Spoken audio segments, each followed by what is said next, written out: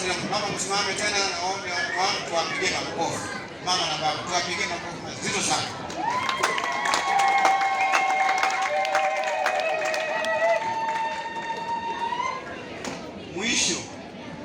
Mwisho nataka kuongea Kiingereza kikubwa, ile Kiingereza kikubwa na kubwa.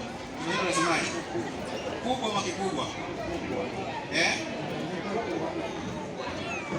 Natumai kwamba nyote mlioko hapa mshaona askofu anaposoma misa, ikifika wakati wa Ekaristi anatoa hiyo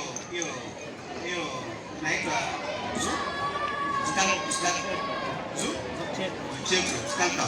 anatoa anaweka chini, sio? Anaanza anairudisha saa ngapi? Anairudisha wakati gani? Baada ya sala gani? Ekaristi. Unajua kwa nini anatoa hiyo cheto ambayo anasema? Unajua kwa nini? Hiyo cheto kwa askofu ni ishara ya mamlaka, sign of authority.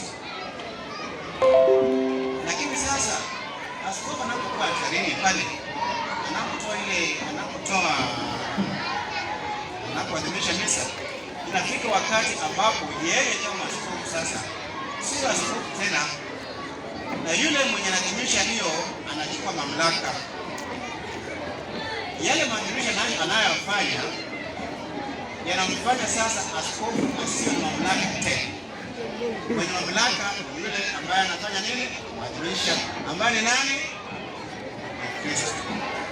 Kwa hiyo askofu tutaka kuweka chini ni ishara ya unyenyekevu, ni ishara ya surrender. Surrender maana yake kujitoa na kukubali kwamba before you Christ I bow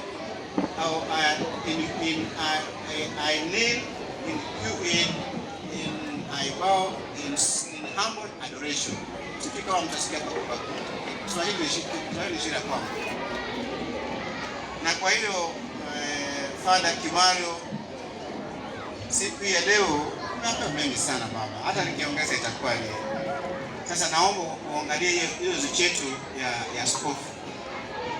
Ulipokuwa shemasi ulikuwa unaweka kwenye ile nyingine. Naitoa ikifika tu kwamba naanza hivi unatoa unaweka pale. Sasa inafika wakati ambapo yale ambayo ulikuwa unafanya sasa uyatekeleze. In humble adoration and self-surrender.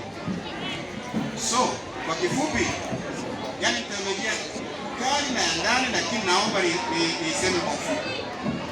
Maana yake ni kwamba before Christ and before God, naomba wale ambao wamesoma Kiswahili mnisaidie. Kiswahili shida kwamba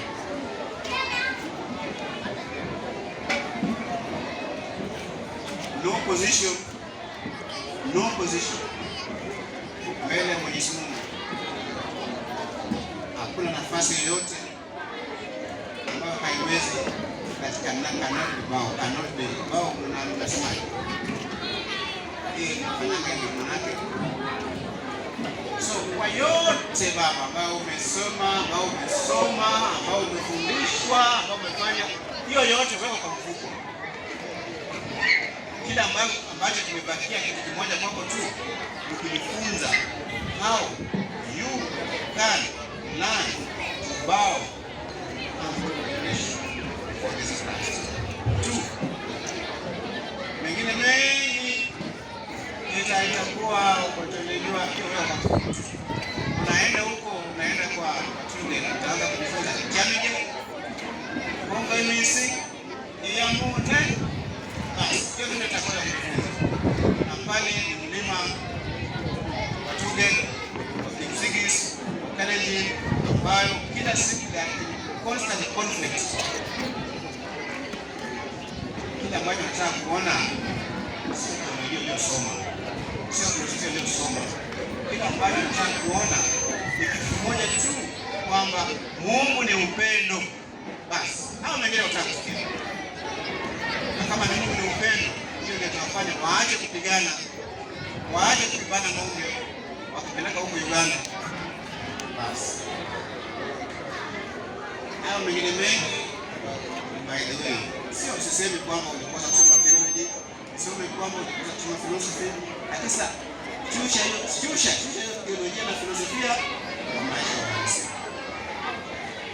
Kwa hao mengi na machache, niwashukuru tena na tena Wakristo wa Kimara, wazazi, vyama vya kitume kwa kunisaidia kumfungua huyu ndugu yangu Father. Makofi kwa baba. Kuanzia kesho saa 12 mimi niko likizo. Saa 12:30 baba ilikuwa ikifika saa 12:30 lazima niende na yeye, lakini kuanzia kesho sasa mimi nitaamka saa 2. Saa 12:30 tarauka. Asanteni sana Wakristo wa Kimara, vyama vya kitume, wageni na kila mmoja aliyehudhuria, aliyechangia kufanikisha siku hii ya leo. Thank you so very much. Asante, makofi mengi kwa baba. Nafikiri baba tumemaliza. Amina. Nitakuwa na nafasi nyingine kwa sasa. Ni kweli baba, amina. So, basi njema sana kwa upendo na maneno yako ya hekima. Kama injili yetu leo inatuelekeza hekima. Leo tumuombe baba Gaston kabla hujakaa, basi utufungie shughuli yetu. Tufungie shughuli yetu.